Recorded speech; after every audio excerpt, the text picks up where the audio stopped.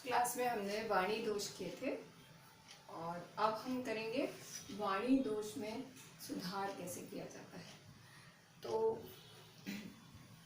जब हम ये समझने लगते हैं कि बच्चे में कुछ वाणी दोष उत्पन्न हो गया है तो हमें तुरंत ही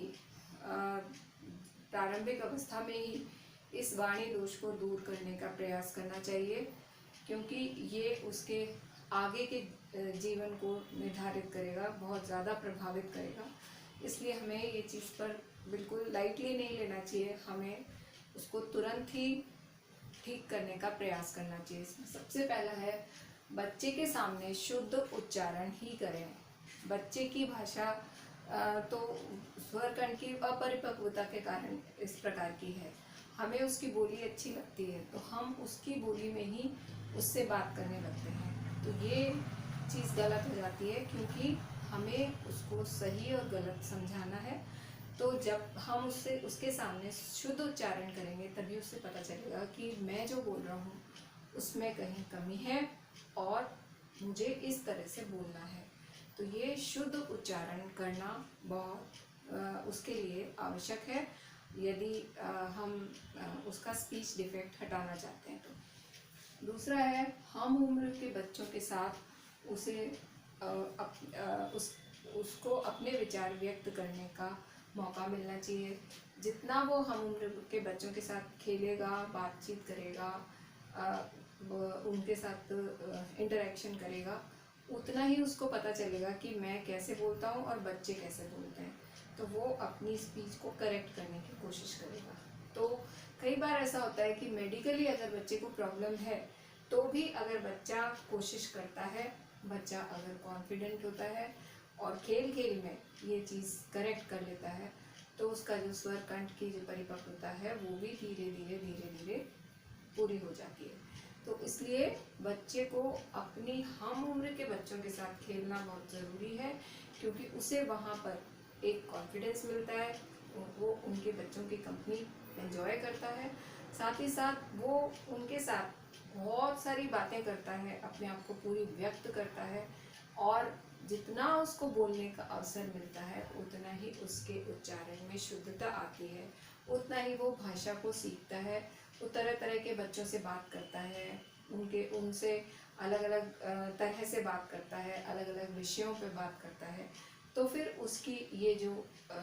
कोई भी कमी है भाषा में, तो वो कमी धीरे धीरे दूर हो जाती है, क्योंकि वो खेल खेल में उसका उच्चारण जो है वो खेल खेल में सही हो जाता है। तो उससे उसको मानसिक आघात भी नहीं होता, उसको बुरा भी नहीं लगता, उसमें ही भावना भी विकसित नहीं होती। तो इसलिए हम उम्र के बच्चों के साथ उसको खेलने का मौका देना चाहिए और अपने विचार व्यक्त करने का मौका देना चाहिए। फिर है, दोषपूर्ण वाणी को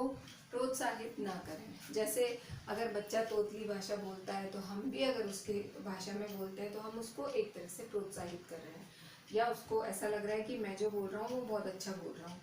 तो हमें ऐसी भाषा को प्रोत्साहित नहीं करना चाहिए। या फिर वो लिस्पिंग कर रहा है, या फिर वो स्टैमरिंग कर रहा है, मतलब हकला रहा है, तो जितने भी स्पीच डिफेक्ट्स हैं, क्लटरिंग है, तो हमें उन पर ध्यान देना चाहिए और बच्चे को शुद्ध उच्चारण सिखाना चाहिए। इस चीज़ को हमें प्रोत्साहित बिल्कुल नहीं करना चाहिए कि जो बोल रहा है वो बिल्कुल हम उसी की नकल बना के बोलने लग जाते हैं और हमको ऐसा लगता है कि ये तो कितनी प्यारी भाषा में बोल रहा है, हम भी वैसी भाषा को बोलेंगे तो वो दोबारा वैसी ही भाषा बोलेगा, तब तो हम आनंद ले लेते हैं, परंतु आगे चल के उस बच्चे को दिक्कत होती है। तो इसलिए हमें सही उच्चारण ही बोलना चाहिए, उस चीज़ को हमें प्रोत्साहित नहीं करना चाहिए, उस चीज़ पे ज़्यादा अटैक भी नहीं करना चाहिए, ज़्यादा मतलब हम उसको डांट रहे हैं या कर रहे हैं वो भी नहीं, मगर हमें बैलेंस वे में उस चीज़ को प्रोत्साहित ना करते हुए ऐसा भी ना लगे कि बच्चे को हम बुरी तरह उसके सिम्टम पे, उसके लक्षण पे अटैक कर रहे हैं, तो उससे भी बच्चे में हीन भावना विकसित हो जाती है। तो बहुत आराम से रिलैक्स होके हमें बच्चे को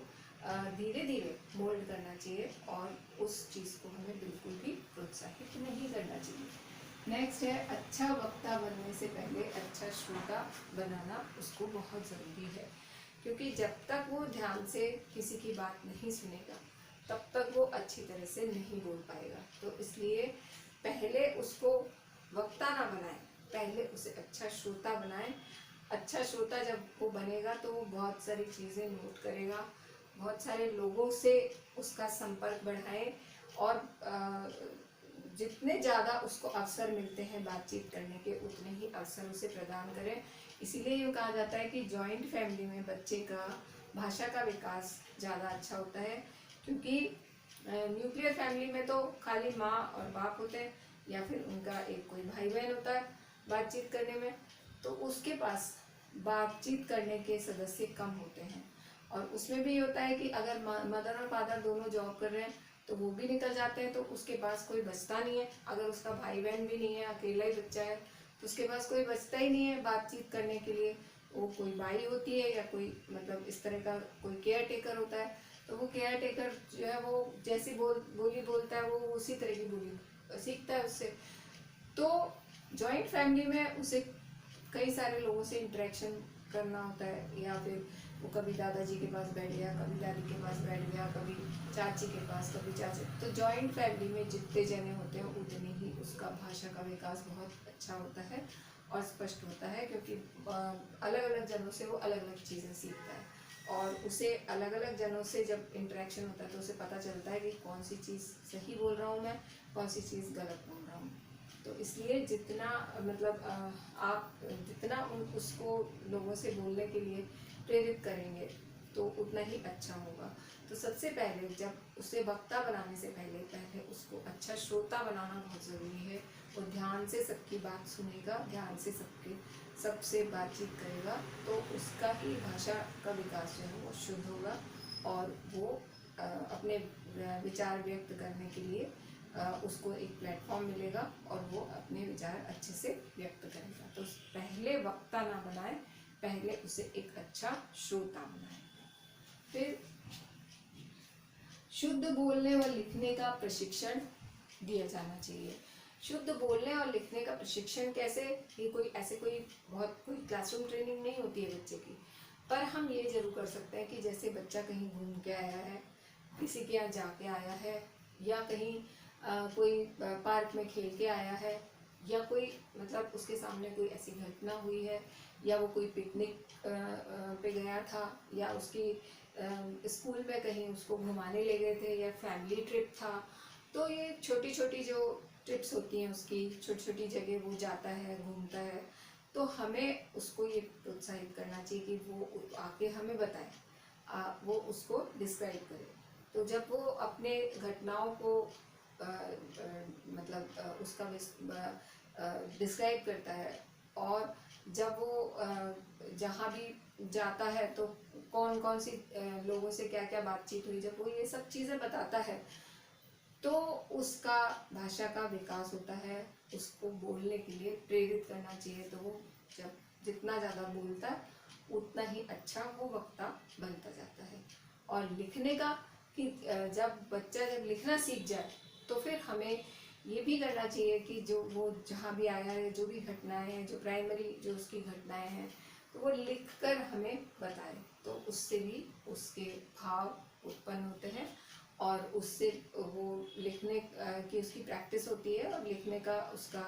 मतलब किस प्रकार से लिखना चाहिए ये भी इसके लिए भी प्रोत्साहन मिलता है। तो ये चीज़ें बहुत इम्पोर्टेंट होती हैं, क्योंकि इन्हीं से बच्चा वाणी दोष अपने दूर कर सकता है। और जितना उसको एक्सपोजर मिलेगा, जितना हम उसको बोलने के लिए, लिखने के लिए प्रेरित करेंगे, प्रोत्साहित करेंगे, उतना ही बच्चा